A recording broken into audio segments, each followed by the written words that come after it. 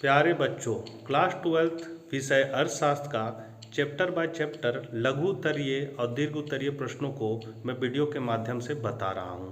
यदि पूर्व के वीडियो को आपने नहीं देखा है तो आपको डिस्क्रिप्शन में उसका लिंक मिल जाएगा, वहां से आप लोग उसको देख सकते हैं।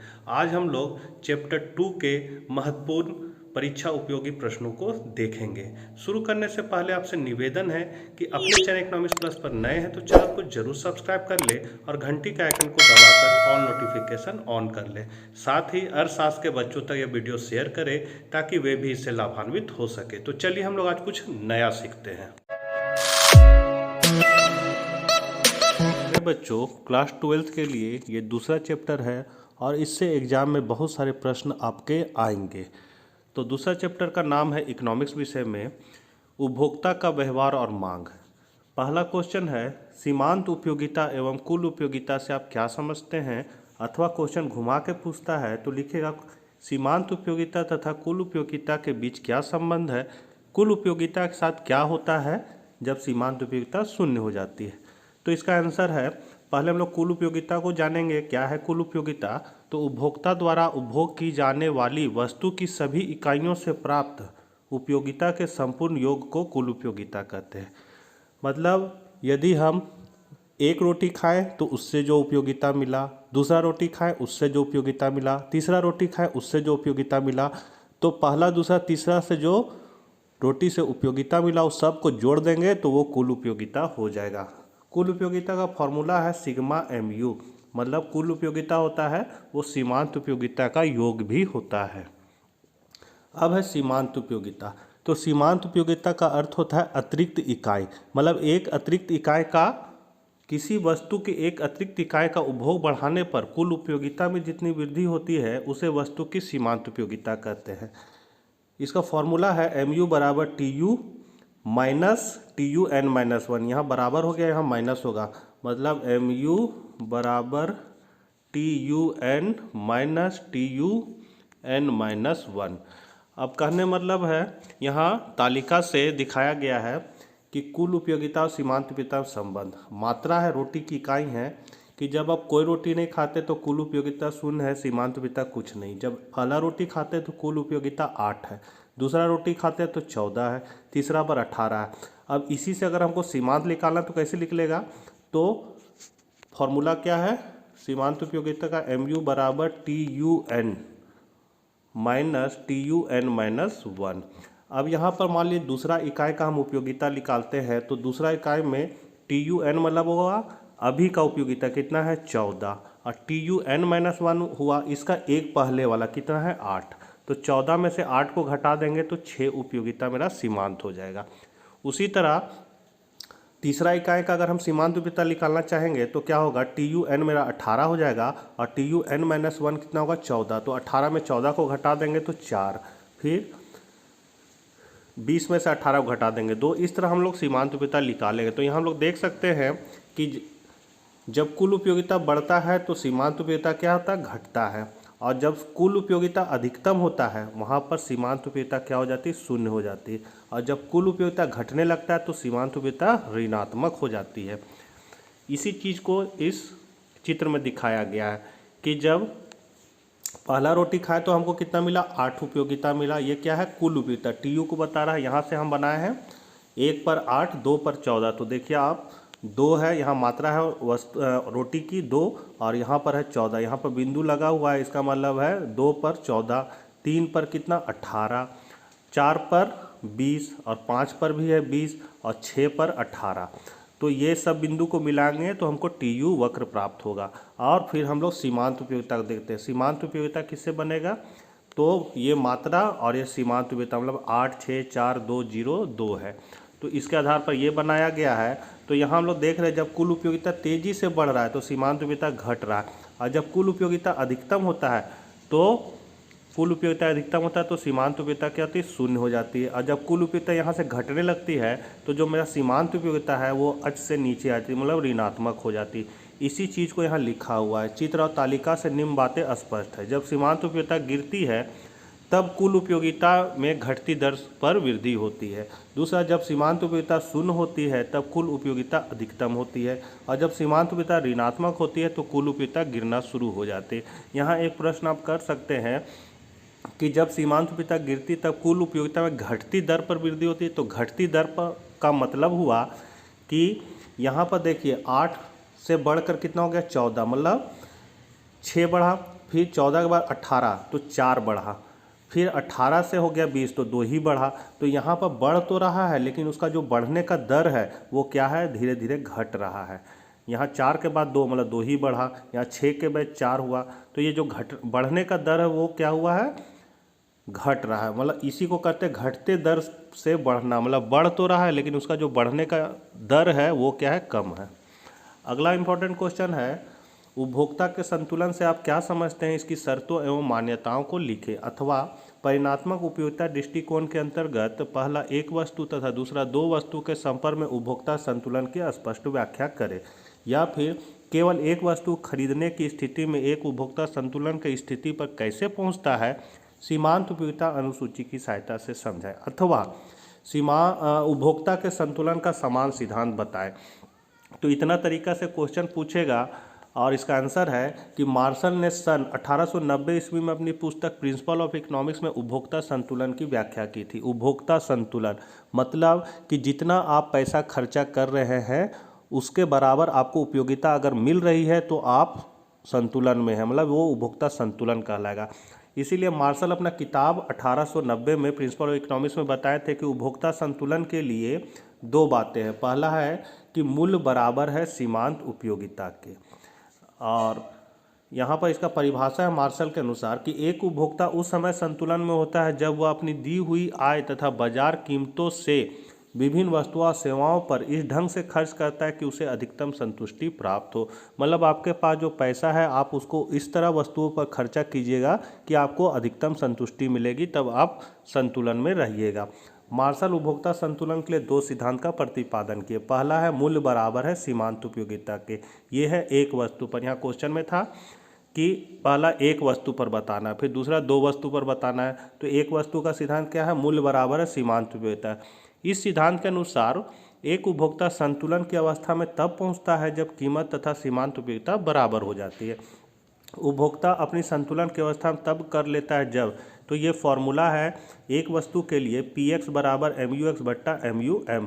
यहाँ जो Px है वो x वस्तु की कीमत है, MUX जो है वो x वस्तु की सीमांत उपयोगिता है, और MUM जो देख रहे हैं वो मुद्रा की सीमांत उपयोगिता है। इसको हम लोग ग्राफ से भी देख सकते हैं। ये है मूल्य का रेखा जो स्थिर है, और ये है आपका सीमांत उपयोगिता की रेखा। अब दोनों मूल्य और सीमांत उपयोगिता कहाँ बराबर हो रहा है, ई बिंदु पर।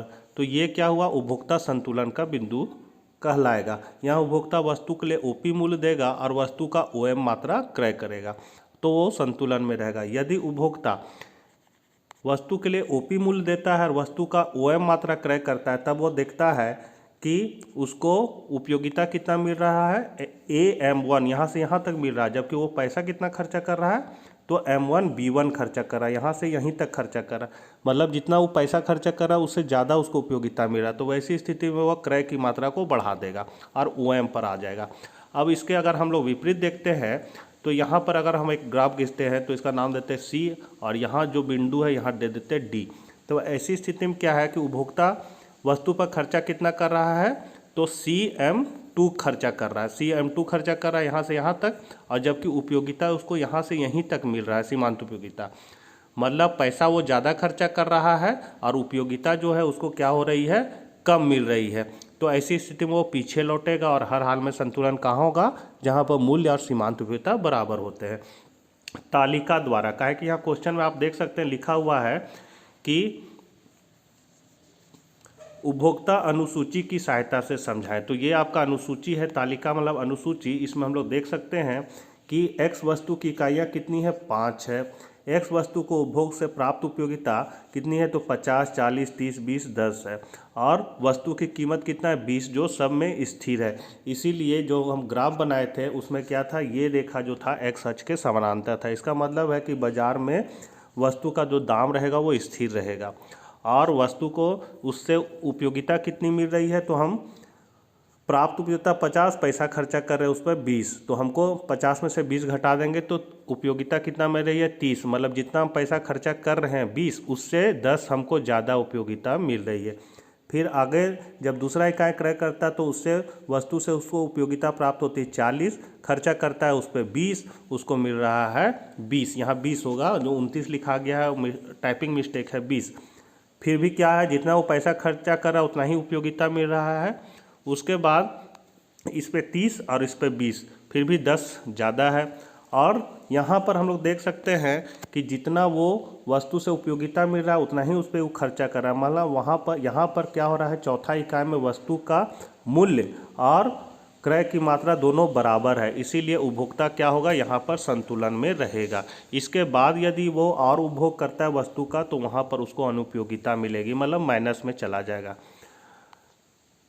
जब उपभोक्ता X वस्तु की 4 इकाइयाँ खरीदता है तो उससे मिलने वाली सीमांत उपयोगिता तथा कीमत के रूप में त्याग की जाने वाले उपयोगिता एक दूसरे के बराबर होते हैं। यह संतुलन की स्थिति, मतलब चौथा इकाई पर क्या है, जो पैसा खर्चा कर रहा है और उससे जो प्राप्त उपयोगिता हो रहा है वस्तु से, वो दोनों क्या हो रहा है, इसलिए यह संतुलन की स्थिति होगी। इसी को यहाँ ग्राफ पे बताया गया, जो हम अभी ग्राफ बताए थे। ये सीमांत उपयोगिता रेखा, ये मूल्य का रेखा है, यहाँ पर दोनों बराबर हो रहा है, ये इसलिए संतुलन बिंदु है। इससे अगर कम क्रय करता है, OM1 मात्रा क्रय करता है तो वहाँ उपयोगिता उसको ज़्यादा मिल रहा है और पैसा वो कम खर्चा कर रहा है। और यदि OM2 मात्रा वस्तु का खरीदेगा तो वो पैसा ज़्यादा दे रहा है, जबकि उपयोगिता उसको क्या हो रही है, कम ही मिल रही है, तो वो पीछे लौटेगा। तो हर हाल में संतुलन कहाँ हो रहा है, जहाँ मूल्य और सीमांत उपयोगिता आपस में बराबर हो रहे हैं। यही चीज़ यहाँ लिखा हुआ है। अब दूसरा उसका नियम है मार्शल का, सम सीमांत उपयोगिता नियम 2 वस्तु पर। तो मार्शल के अनुसार अगर किसी व्यक्ति के पास कोई वस्तु हो जिसे वह विभिन्न प्रयोगों में ला सकता है तो वह उस वस्तु को विभिन्न प्रयोगों के बीच इस प्रकार विभाजित करेगा कि सभी वस्तुओं की सीमांत उपयोगिता समान हो जाए। मतलब कि यदि किसी व्यक्ति के पास कोई वस्तु है, मान लो मुद्रा है, पैसा है उसके पास, वह इस वस्तु को विभिन्न प्रयोग में ला सकता है, मतलब कपड़ा खरीद सकता है, नाश्ता कर सकता है और सिनेमा देख सकता है, सिनेमा कुछ भी कर सकता है इससे पैसा से। तो वह इन वस्तुओं के बीच इस तरह क्रय करेगा कि सब वस्तु से मिलने वाली उसकी सीमांत उपयोगिता क्या हो, अधिकतम हो। यहाँ पर हम लोग देख सकते हैं तालिका द्वारा उपभोक्ता पर 5 रुपया है, X वस्तु पर क्रय जो है वो X वस्तु से उसको उपयोगिता मिल रहा है 15, फिर 12, 10, 8, 6, और Y वस्तु से उसको उपयोगिता मिल रहा है 15, 11, 8, 7, 5। अब किस पे वो अपना पैसा पहले खर्चा करेगा, तो यहाँ पर दोनों में X वस्तु मतलब आम हो गया और Y वस्तु समझ लीजिए केला हो गया। तो जो जिससे ज़्यादा उसको उपयोगिता मिल रही है, तो यहाँ पर इससे मिल रहा है 15 और केला से भी मिल रही है 15, दोनों से बराबर उपयोगिता मिल रही है। ऐसी स्थिति में वो जो उसको वो पसंद करेगा उसी को पहला खरीदेगा। तो इसलिए यहाँ पर 1 लिखा हुआ, इसका मतलब पहला इकाई से वह X वस्तु को क्रय करता है। फिर जब मुद्रा का दूसरा इकाई खर्च करता है तो X वस्तु से उसको 12 उपयोगिता मिल रहा है, जबकि Y से 15 मिल रहा है। तो दूसरा इकाई से क्या करता है, Y वस्तु क्रय करता है, तीसरा से X क्रय करता है, चौथा से Y क्रय करता है और पांचवा से फिर X क्रय करता है और उसका पैसा हो जाता है ख़त्म। तो यहाँ पर वह दोनों वस्तुओं का उपभोग कर ले रहा है और उपभोक्ता संतुलन में हो जा रहा है। इसका फॉर्मूला है MUX/PX बराबर MUY/PY बराबर MUM। इसका मतलब है MUX हो गया X वस्तु से मिलने वाली सीमांत उपयोगिता और PX हो गया X वस्तु का क्रय मूल्य, बराबर होना चाहिए Y वस्तु से मिलने वाली सीमांत उपयोगिता बट्टा Y वस्तु का क्रय मूल्य से। और MUM जो है वो मुद्रा की सीमांत उपयोगिता है। इसका हम लोग एक और चित्र से भी समझ सकते हैं, जैसे ये चित्र है, इसमें समझिए 10 रुपया उपभोक्ता पास है।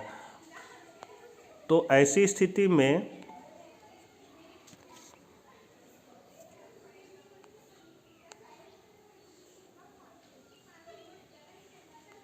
ऐसी 10 रुपया है तो इधर है A वस्तु, इधर है B वस्तु। A वस्तु पर 5 रुपया खर्चा कर रहा है तो उसको उपयोगिता इतना एरिया का मिलेगा। और यदि वह बाकी 5 रुपया वह क्या करता है, B वस्तु पर क्रय करता है तो उसकी इतना उपयोगिता मिलेगा। तो दोनों वस्तु का वो क्रय कर रहा है, दोनों वस्तु का उपभोग कर रहा है और उपभोक्ता ऐसी स्थिति में संतुलन में होगा। यदि इस तरह रहे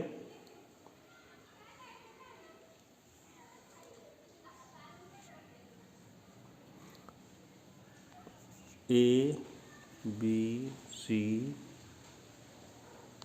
D E F G H। अब यदि उपभोक्ता वस्तु X पर, X मान लीजिए X वस्तु इधर Y वस्तु, X पर OH से ज़्यादा OG मुद्रा खर्च कर देता है, यहाँ से यहाँ तक ज़्यादा खर्च करता है, तो उसको उपयोगिता कितना मिलेगा? OAEFG, मतलब ये एरिया उपयोगिता मिलेगा, ये एरिया। अब बाकी बच गया इतना मुद्रा उसके पास, तो वो वाई वस्तु पर खर्च करेगा तो उसको मिलेगा ये एरिया मतलब GADBC मिलेगा। तो ये जो बीच का एरिया छूट जा रहा है, ऐसी स्थिति में क्या हुआ, दोनों वस्तु से मिलने वाला सीमांत उपयोगिता का बराबर नहीं हो रहा है, इसलिए उपभोक्ता संतुलन नहीं होगा। इसको हम लोग प्रतिस्थापन का नियम भी कहते हैं। जैसे MUX/PX ग्रेटर देन MUY/PY रहेगा, तो ऐसी स्थिति में उपभोक्ता संतुलन में नहीं रहेगा। तब क्या करेगा कि दोनों को बराबर करने के लिए X से Y की ओर प्रतिस्थापित करेगा। जब तक दोनों बराबर नहीं हो जाता है तब तक वो संतुलन में नहीं आएगा। जैसे है 2 और ये है आपका ये 3 है और ये है मान लीजिए 2, तो क्या करेगा, यहाँ 3 बड़ा है 2 से, तो 3 से 1 दे देंगे इसको, तो ये हो जाएगा 2 और ये हो जाएगा आपका 3। नहीं, ये नहीं चलेगा।